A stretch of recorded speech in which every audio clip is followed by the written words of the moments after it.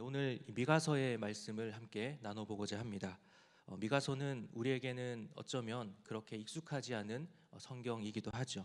또 익숙하지 않은 선지자일 수도 있습니다. 오늘 본문 말씀 1절에 보면 유다의 왕들 요담과 아하스와 히스기의 시대래라고 말씀하고 있습니다. 미가가 선지자로 활동했던 그 시기가 언제인지를 우리에게 설명해 주고 있는 것이죠. 이를 통해서 우리는 활동했던 왕들을 통해서 같은 시기에 활동했던 선지자들을 생각해 볼 수가 있습니다. 바로 호세아, 아모스, 이사야와 같은 선지자들이 같은 시기에 활동을 했습니다. 어쩌면 우리가 이 미가 선지자를 잘 기억하지 못하는 것은 함께했던 이 호세아, 아모스, 이사야와 같은 선지자가 있었기 때문이다라고도 생각해 볼 수 있을 것 같습니다. 그런데 우리에게는 이렇게 비교적 익숙하지 않을 수 있는 또 덜 알려진 선지자일지라도 유대인들에게는 그렇지가 않습니다. 예레미야 선지자는 우리가 다 알고 있죠. 우리에게는 익숙한 선지자입니다. 이 예레미야 선지자가 이 미가 선지자보다 100년 정도 뒤에 활동했던 선지자인데요. 그런데 이 예레미야 선지자가 바로 이 미가 선지자에 대해서 언급하는 말씀이 있습니다. 우리 함께 읽어보기 원합니다. 예레미야 26장 18절 말씀입니다. 함께 읽겠습니다. 유다의 왕 히스기야 시대에 모레셋 사람 미가가 유다의 모든 백성에게 예언하여 이르되 만군의 여호와여 이와 같이 말씀하셨느니라. 시온은 밭같이 경작지가 될 것이며 이 성전에 사는 산당의 숲과 같이 되리라 하였으나 라고 말씀하고 있죠. 아시는 것처럼 예레미야 선지자가 활동했던 그 시기에 많은 어려움들, 많은 고난과 역경을 겪었다는 것을 우리는 알고 있습니다. 하나님의 뜻을 온전하게 전했음에도 불구하고 많은 사람들이 예레미야 선지자의 말씀을 거부했던 것이죠. 때문에 예레미야는 온갖 압박을 받고 또 감옥에도 갇히고 또 죽음의 위협까지 받는 너무나 많은 어려움들을 당했던 것을 우리는 보게 됩니다. 그런 예레미야 선지자가 이 미가 선지자에 대해서 말씀하고 있는 것이죠. 쉽게 얘기하면 히스기야 왕은 미가 선지자의 예언을 듣고서 이제 회개했지 않느냐, 그리고 그 회개함으로 인해서 아수르의 공격으로부터 구원을 받게 되었지 않았느냐라는 것입니다.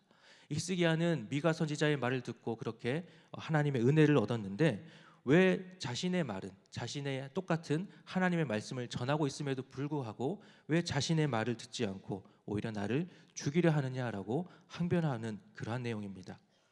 그만큼 이 미가 선지자가 활동했던 당시 그리고 그 이후에도 많은 영향력이 있었던 선지자였다라는 것을 우리는 추측해 볼 수가 있습니다. 자, 그러면 다시 1절로 돌아가서 이 미가에 대해서 어떻게 설명하고 있습니까? 이 모레셋 사람 미가라고 설명해 주고 있죠. 이 모레셋이라고 하는 지명은 가드 모레셋이라고도 말합니다. 우리가 여기서 말하는 가드라고 하는 지명은 우리에게는 좀 익숙한 지명이죠. 이 이스라엘의 역사 가운데서 이 블레셋, 떼놓을 수 없는 블레셋, 이 블레셋을 대표하는 성읍 중에 하나가 바로 가드이죠. 사울에 쫓기던 다윗이 가드 왕 아기스에게 몸을 의탁했던 사건, 또 다윗하면 빼놓을 수 없는 사람 골리앗이 그 고향이 바로 이 가드입니다. 이렇게 가드는 블레셋의 주요한 도시였기 때문에 이 이스라엘의 역사 가운데서 자주 등장하게 되는 것이죠. 자, 여기서 말하는 이 가드, 바로 이 모레셋과 가까운 곳에 있습니다. 그래서 이 모레셋을 이야기할 때 가드 모레셋이라고도 이야기합니다. 그리고 실제로 가깝게 있는 이 지역인 만큼 블레셋의 지배를 받던 지역이기도 했습니다. 그런 이러한 모레셋에 사는 미가라고 한다면 그가 여러 가지 나라, 그러니까 이스라엘에 인접해 있는 다른 나라와의 관계들에 대해서 어떻게 생각하고 어떻게 알고 있는지도 우리가 추측해 볼 수가 있겠죠. 좀 더 쉽게 얘기하면 국제 정세에 대한 이해가 깊은 사람이었을 것이다, 민감한 사람이었을 것이다 라고 생각해 볼 수 있다는 겁니다. 이러한 미가가 자신에게 임한 하나님의 말씀, 곧 사마리아와 예루살렘에 관한 묵시를 우리에게 말씀해 주고 있는 것입니다. 사마리아와 예루살렘이라는 것은 우리가 잘 알듯이 이 북이스라엘과 또 남유다를 향한 말씀이라는 것이죠. 그런데 조금 더 뒤에 이어지는 말씀을 보게 되면 반드시 이 두 나라만을 향한 말씀이 아니라는 것을 보게 됩니다. 우리 2절 말씀에 이렇게 말씀합니다. 백성들아 너희는 다 들을지어다. 땅과 거기에 있는 모든 것들아 자세히 들을지어다. 주 여호와께서 너희에게 대하여 증언하시되 곧 주께서 성전에서 그리할 것이니라 라고 말씀합니다. 백성들아 너희는 들을지어다. 땅과 거기에 있는 모든 것들아 자세히 들을지어다 라고 말씀합니다. 1차적으로는 사마리와 예루살렘을 향하여서 선포하고 있는 것이지만 더 나아가서 땅 위에 있는 모든 시대, 모든 백성들을 향해서도 선포하고 있다라는 것입니다. 그래서 오늘 본문은 오늘을 사는 우리에게도 똑같이 주신 말씀이라고 하는 것이죠. 미가서는 다른 대부분의 소선지서와 같이 잘못된 것들을 지적하고 또 심판과 회복을 말씀하고 있습니다.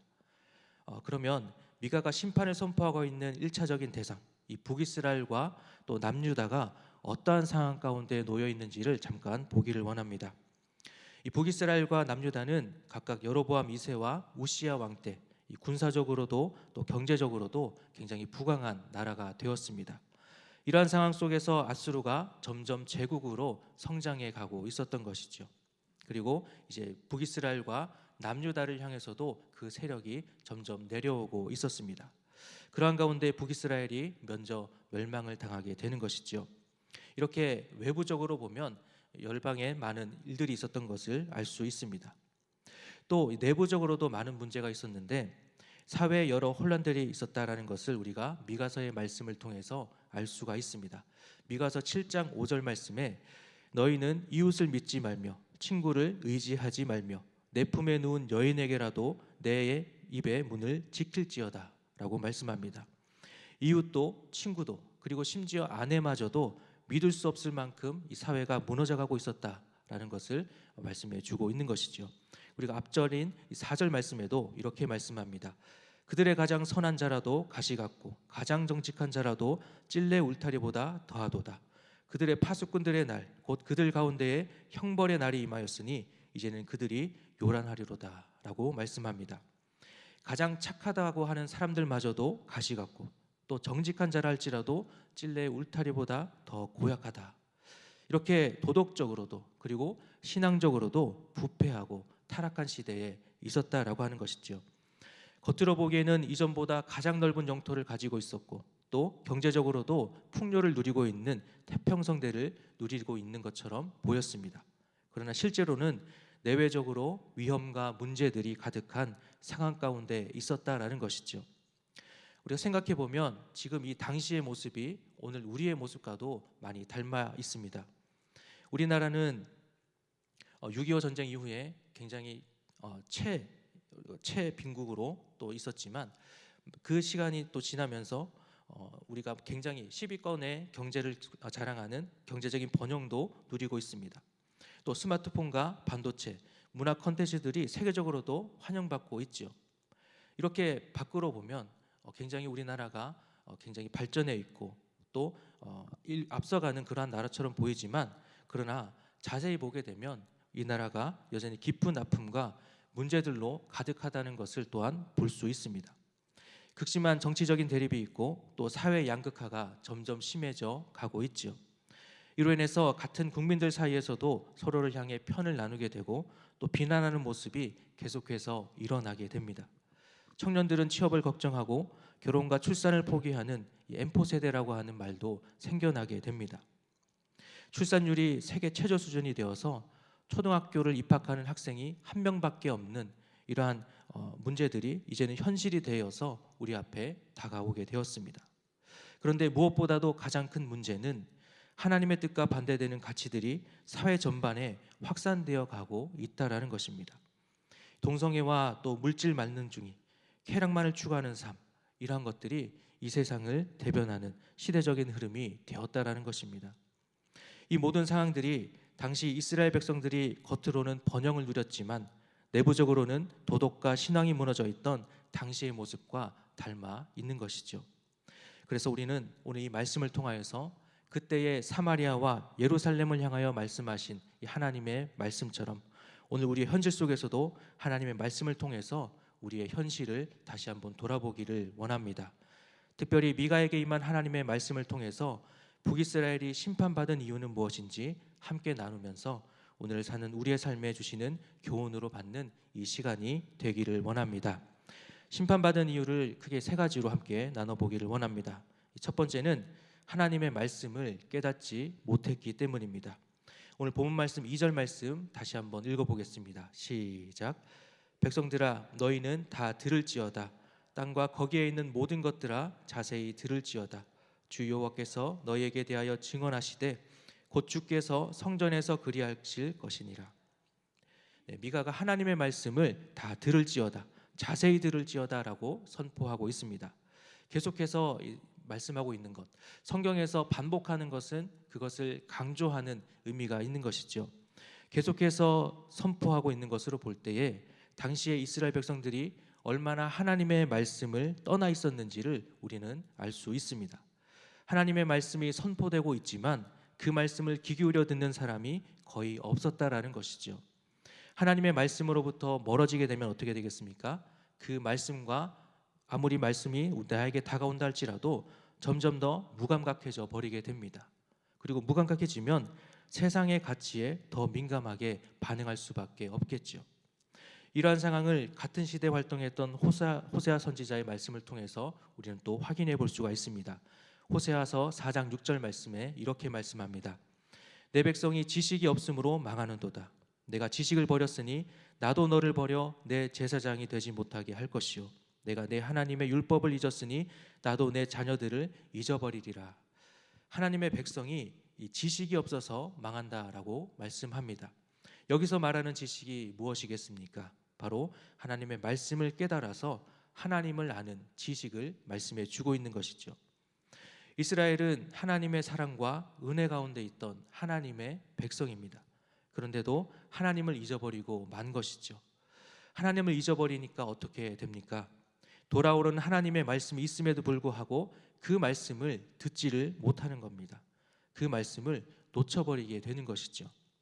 하나님의 음성이 선지자를 통해서 선포되어도 들을 기가 없는 것입니다.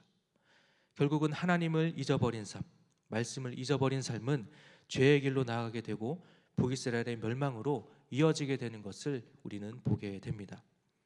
이 말씀을 보면서 우리의 모습을 돌아보길 원합니다. 우리는 하나님의 말씀에 얼마나 귀를 기울이고 있습니까? 시편 119편 105절에 주의 말씀은 내 발의 등이요 내 길의 빛이니이다 라고 말씀합니다. 성도는 하나님의 말씀에 순종하며 살 때 올바른 삶을 나아갈 수가 있는 것이죠. 어둠 속에 있다 할지라도 그 방향을 찾고 넘어지지 않을 수 있습니다. 그리고 옳은 길을 향하여서 나아갈 수가 있는 것이죠. 그러나 반대로 말씀을 멀리한 삶은 어떻게 되겠습니까? 하나님의 뜻을 알 수가 없는 것입니다. 분별력을 잃고 죄를 죄로 여기지 않게 되고 결국은 죄 가운데 살아가게 되는 것이죠. 말씀이 희귀했던 엘리 제사장 시대 그때처럼 하나님의 음성이 들리지 않는 영적인 암흑기를 살아가게 되는 것입니다. 그렇기 때문에 하나님께서는 이 죄악된 이스라엘 백성들이 돌이키기를 바라셨습니다. 그래서 수많은 선지자들을 계속해서 보내시고 계속해서 말씀을 선포하게 하십니다.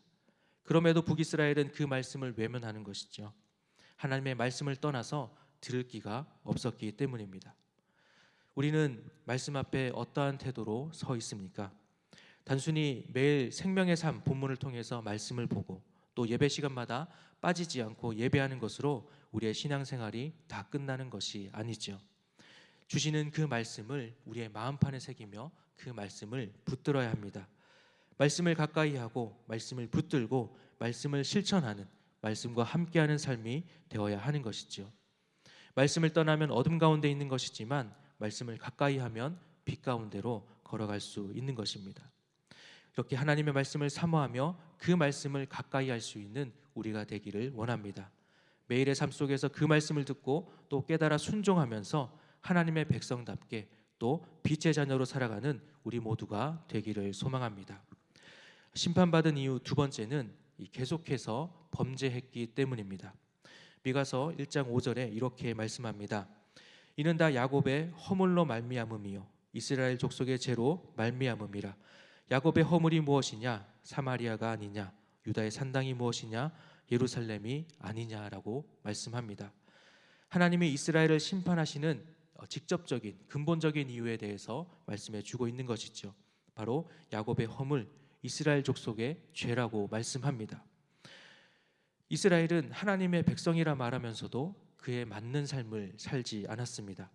하나님의 복을 받으면 받을수록 더 교만해지고 자기가 중심이 되어서 하나님을 떠난 삶을 반복했던 것을 우리는 그들의 역사를 통해서 보게 됐지요. 하나님을 의지하는 삶이 아니라 자신의 생각으로 살아가려 하는 것입니다. 그래서 지금 이 부유한 상황 가운데, 경제적인 번영 가운데 이런 것이 자신의 힘으로 이루었다라는 착각에 빠지게 되는 것입니다. 그리고 자신의 생각으로 살아가는 결과가 어떻게 나타나게 됩니까? 물질과 세상의 권세자들을 더 의지하게 되는 겁니다. 물질과 권세자를 쫓는 것의 마지막은 또 범죄의 길을 걸어가는 악순환의 반복이 되는 것이지요. 호세아 4장 7절에 보면 이렇게 말씀합니다. 그들은 번성할수록 내게 범죄하니 내가 그들의 영화를 변하여 욕이 되게 하리라 라고 말씀합니다. 가질수록 범죄하게 되고 또 그것을 더 가지기 위해서 하는 일들이 결국은 범죄의 반복이 된다라는 것입니다.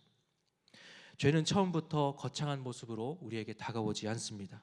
아주 작고 사소한 것으로부터 나를 타협하게 만들고 합리화하게 만듭니다. 앞에서 보았던 것처럼 말씀을 가까이 하지 못하면 죄가 죄인 줄을 알지 못하지요. 죄가 죄로 여겨지지 않을 때 우리는 계속해서 그 길로 나아가게 됩니다. 그 길이 편하고 좋고 또 즐겁게만 느껴지기 때문이죠. 우리가 성경을 보아도 노아 시대의 홍수 심판도 또 소돔과 고모라의 심판도 북이스라엘과 남유다도 계속해서 죄 가운데 거했기 때문에 멸망하고 포로가 되었던 것이죠. 죄를 계속해서 반복하는 것에는 진정한 자유와 회복이 없습니다. 죄는 죄를 낳는 것이지요. 작은 불순종이 더 큰 불순종을 낳게 되고 작은 거짓말이 더 큰 거짓말을 만들게 됩니다. 다윗이 밧세바를 범하는 죄를 짓고 그 죄를 덮어버리기 위해서 결국은 우리아를 죽게 하는 더 큰 죄로 나아가는 것을 보게 됩니다. 가인이 하나님을 온전히 예배하지 않고 동생을 시기하며 결국은 살인자가 되는 것을 보는 것과 같은 것이죠. 우리는 죄를 끊어내고 은혜를 붙잡아야 합니다. 어떻게 그렇게 할 수가 있겠습니까? 어떻게 이러한 죄의 반복이라고 하는 악순환을 끊어낼 수가 있겠습니까? 우리는 시편 119편 11절 말씀을 함께 보기 원합니다. 함께 읽겠습니다.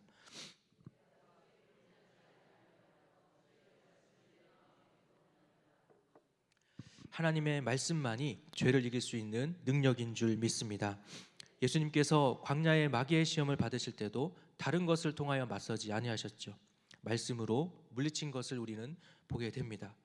예수님이 말씀으로 승리하셨기 때문에 우리도 말씀으로만 이 죄의 유혹에서 승리할 수 있을 줄 믿습니다. 죄의 유혹이 클수록 더 말씀을 붙들어야 하는 것이지요. 유혹 앞에서 넘어질 것 같을 때, 또 마음이 낙심될 때 말씀으로 다시 일어서야 하는 것입니다. 여기 함께 계시는 성도님들은 말씀으로 무장하시고 말씀으로 죄를 끊어내는 하나님의 거룩한 백성들이 다 되시기를 소망합니다. 마지막으로 심판받은 이유 세 번째는 하나님의 은혜를 잊었기 때문입니다. 우리 7절 말씀 함께 읽어보겠습니다. 그 새긴 우상들은 다 부서지고 그 음행의 값은 다 불살라지며 내가 그 목상들을 다 깨뜨리니 그가 기생의 값으로 모았은즉 그것이 기생의 값으로 돌아가리라. 하나님께서는 이스라엘 백성들에게 많은 복을 주셨습니다. 우리가 많은 것들이 있겠지만 애굽의 종살이에서 해방시킨 것, 또 그 광야 생활 가운데서도 인도해 주신 것, 그리고 결국에는 젖과 꿀이 흐르는 약속의 땅을 주신 것.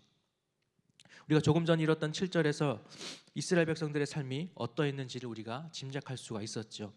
우상을 섬기고 음행이 성행하고 기생들을 가까이 하는 이런 타락한 모습들이 이스라엘 백성들의 현실이었습니다. 하나님이 주신 복으로 얻은 그 평화 가운데서 하나님이 주신 물질로 오히려 하나님을 대적하는 우상을 만듭니다. 그리고 그 결과가 부서지고 불살라지고 깨트려지는 심판인 것을 보게 되는 것이죠. 은혜를 잊은 결과가 바로 이러하다라는 것입니다. 은혜를 잊으면 은혜의 주체인 하나님과 멀어져 갑니다. 그리고 세상의 것들에 쉽게 이끌려가는 것이죠. 그리고 이끌려가는 것이 우상이 되어서 나의 삶을 지배하게 됩니다. 은혜를 잊은 것은 앞에서 나눈 말씀을 가까이 하지 않은 것, 또 계속해서 범죄하는 것과도 서로 연결이 되어집니다. 내가 은혜를 기억하지 못함으로 인해서 하나님의 주신 말씀을 가까이 하지 않게 되죠. 또 하나님을 떠남으로 인해서 말씀에 귀 기울이지 못하게 됩니다. 그리고 그 가운데 죄는 반복되게 됩니다. 악순환이 계속되는 것이죠. 그렇다면 우리가 어떻게 하나님의 은혜를 잊지 않을 수가 있겠습니까? 어떻게 하나님이 가까이 하는 자로, 말씀에 귀 기울이는 자로 살아갈 수가 있겠습니까? 두 가지로 함께 보기 원합니다. 첫 번째는 말씀을 묵상하는 것입니다. 하나님의 말씀을 통해서 우리는 하나님의 뜻을 쫓아 나아갈 수 있습니다. 말씀을 통해 주셨던 은혜를 되새기면서 기억할 수가 있는 것이죠. 그리고 무엇보다 말씀이 나의 삶을 하루하루 이끌어가게 됩니다. 그런 의미에서 우리는 연초에 결단했던 경건 생활을 다시 한번 돌아보기를 원합니다. 말씀 가운데 또 기도 가운데 경건 책자에 적어가며 함께 결단했던 그 시간을 기억해 보기를 원합니다. 말씀 묵상을 여전히 실천하고 계십니까? 또 성경 암송을 실천하고 계십니까? 저도 이 설교 원고를 쓰다가 또 양심에 찔려서 밀린 성경 암송 말씀들을 다시 좀 보고 있습니다. 또 성경 말씀 묵상은 우리 청소년부에서 계속 하고 있습니다. 우리 성도님들께서도 한 주간의 삶, 또 1년이 시작되면서 결단했던 그 모습을 기억하면서 다시 한번 그 결단했던 경건 생활을 회복하시기를 원합니다. 두 번째는 은혜의 자리로 나아가야 합니다. 예배와 기도, 또 말씀, 찬양의 자리로 나아가야 하는 것이죠. 내가 하나님의 은혜를 가장 깊이 경험했던 그 자리를 계속해서 지켜가야 합니다. 은혜가 자연스럽게 나에게 흘러나오기를 바라는 것이 아니라 의도적으로라도 꾸준하게 그 은혜의 자리를 지켜가는 모습이 필요합니다.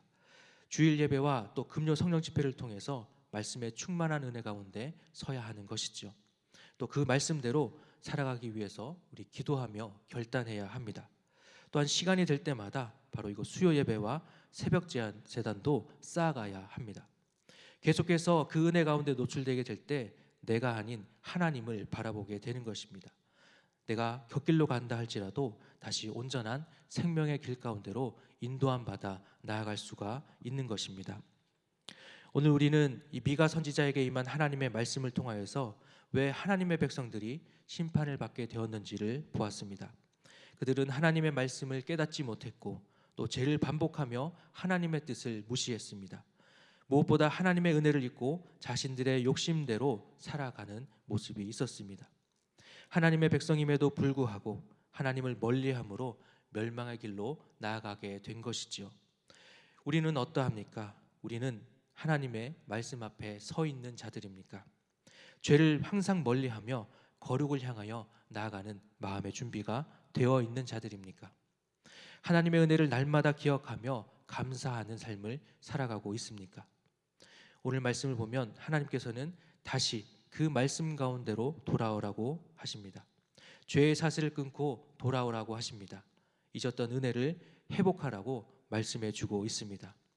우리가 우리의 마음을 돌이켜서 다시 하나님께로 향하기로 결단할 때에 하나님은 우리를 언제 어느 때든지 회복시키시고 빛 가운데로 인도해 주실 줄 믿습니다.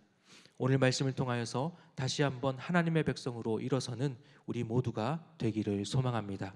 이 시간 함께 결단하시며 찬양하시겠습니다.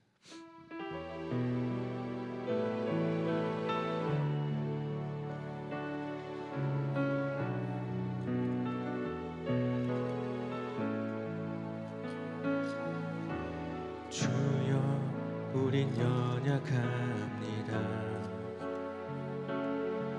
우린 오늘을 힘겨워합니다. 주뜻 이루며 살기에 부족합니다. 우린 연약합니다. 주여 우린 넘어집니다. 오늘 하루 또 실수합니다. 주의 그늘을 구하는 죄인입니다. 우리 주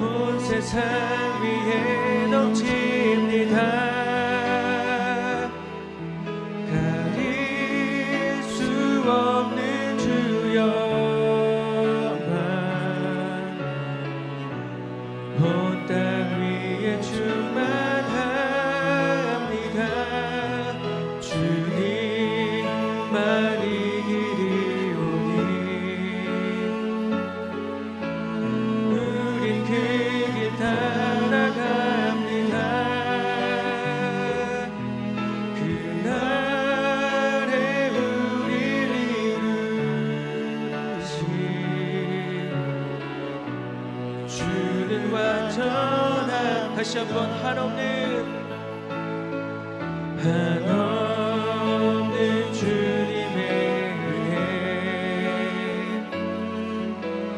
온 세상 위에 넘칩니다. 가릴 수 없는 주 영광 온 땅 위에 충만합니다. 주님만이 그리오니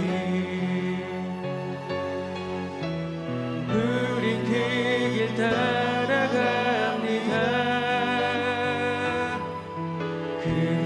그날에 우리를 이루신 주는 다시 한번 고백합니다. 한없는 주님의 은혜 한없는 주님의 은혜 온 세상 위에 넘칩니다. 가릴 수 없는 주 영광 온 땅 위에 충만합니다.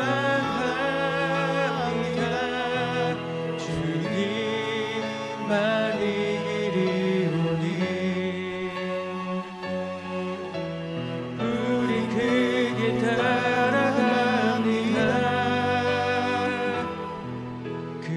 그날에 우리를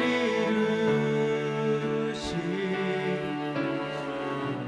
주는 완전합니다. 이 시간 오늘 말씀을 생각하시면서 함께 기도하며 나가기 원합니다. 우리가 세 가지를 함께 나누기 원합니다. 우리가 하나님의 말씀을 가까이 하는 자들 되게 하여 주시옵소서. 주님 앞에서 죄를 반복하지 않은 자가 되게 하여 주시옵소서. 또 내게 주신 그 하나님의 은혜를 잊지 않고 감사하며 살아가는 자가 되게 하여 주시옵소서. 아버지 하나님 앞에 하나님의 백성답게 살아가는 자로 하나님 나의 삶을 온전히 인도하여 주시옵소서. 말씀 생각하시면서 함께 주님 한번 부르시며 나가겠습니다. 주여